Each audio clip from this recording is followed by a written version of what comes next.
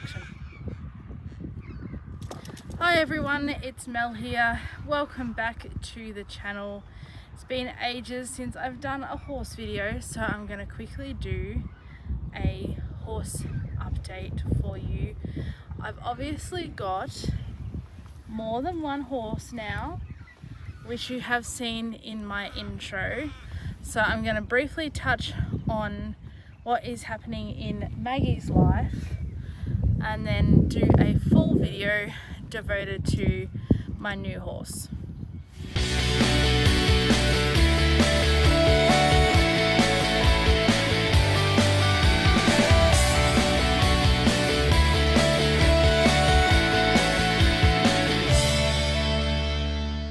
So for those of you who have recently joined my channel, I have had my standard bred off the track pacer Maggie for 5 years now.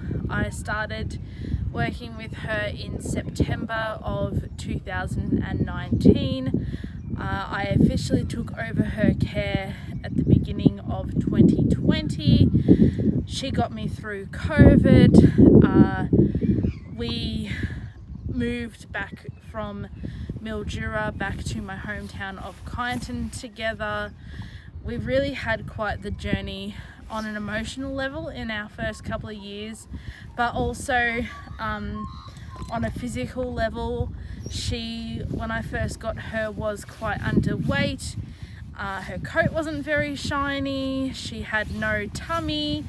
She had no muscle mass to speak of, really. And I fed her up, I got her healthy again, and then I started working on breaking her in for riding. So if you've been here for most, if not all, of that journey with Maggie, you will remember that she and I did a lot of lunging, a lot of training with her, getting used to wearing the saddle, getting used to wearing the bridle, some in-hand work, pole work in the arena, getting her to walk over the poles with the saddle on, teaching her to use her back properly, all of that kind of stuff over the last sort of 3.5, 4 years. Now, it's all was going very well.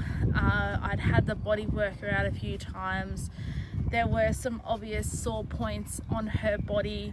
We did have to make some adjustments to the way that we saddled her.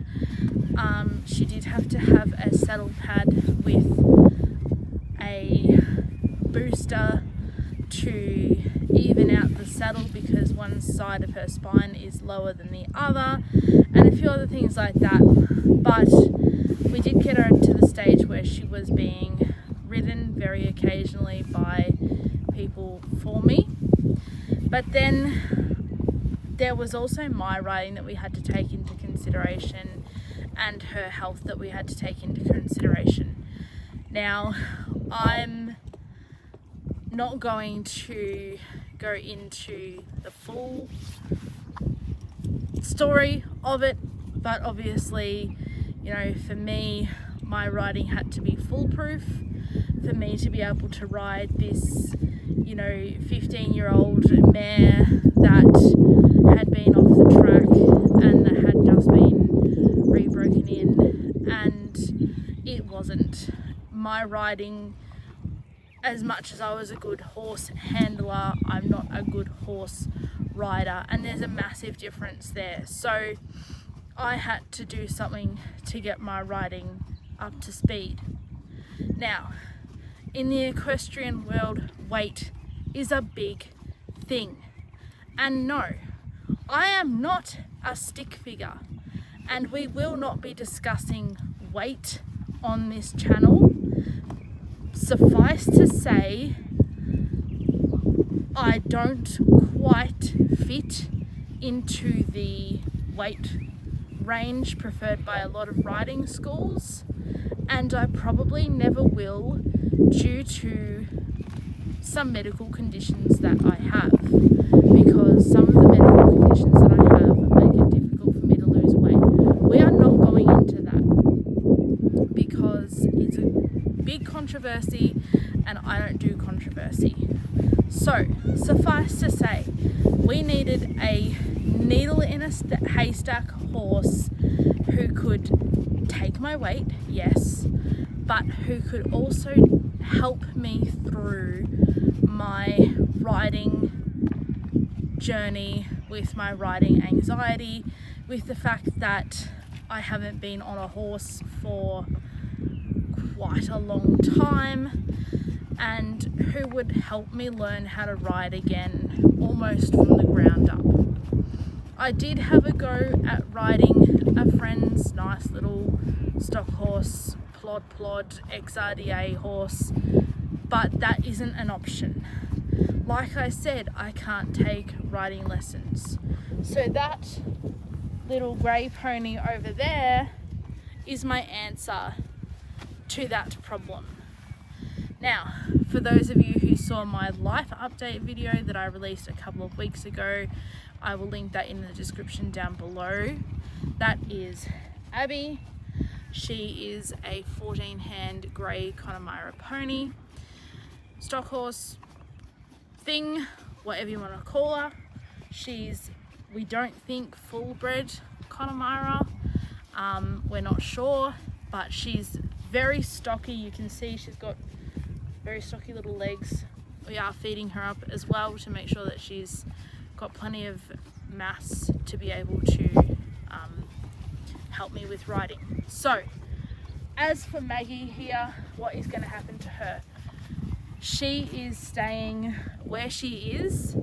She is just going to be a pet for the time being. Will I ever ride her in the future? The answer at this stage is probably not, because by the time I have ridden Abby to the point that I'm a good enough rider for Maggie, Maggie might be too old for me to go through the breaking in process again and to start working on her again. So Maggie will remain as a pet for now. I will still get her up to the arena and do, you know, some lunging exercises with her, maybe some you know, in-hand stuff, that kind of thing. I may look at doing some lead shows with her as well, but she is not going to be a riding horse, and she is just going to stay as a pet for now. She is a very good doer, so I'm not going to have to spend exorbitant amounts of money feeding her, which is good. She is also very easy to look after from a veterinary point of view as well, which is very good. So would I ever sell her? No. Would I ever look at putting her on a property where she could go out to pasture and just live her life and chill? Not at this stage. So that is where Maggie's life is at, and in the next couple of weeks I will do a video probably introducing you to Abby, telling you about what her and I have been up to in the first few months of my owning her, and let you guys know what the plan is with her. So thank you all for watching, and I'll see you in the next video. Thank you for watching this video.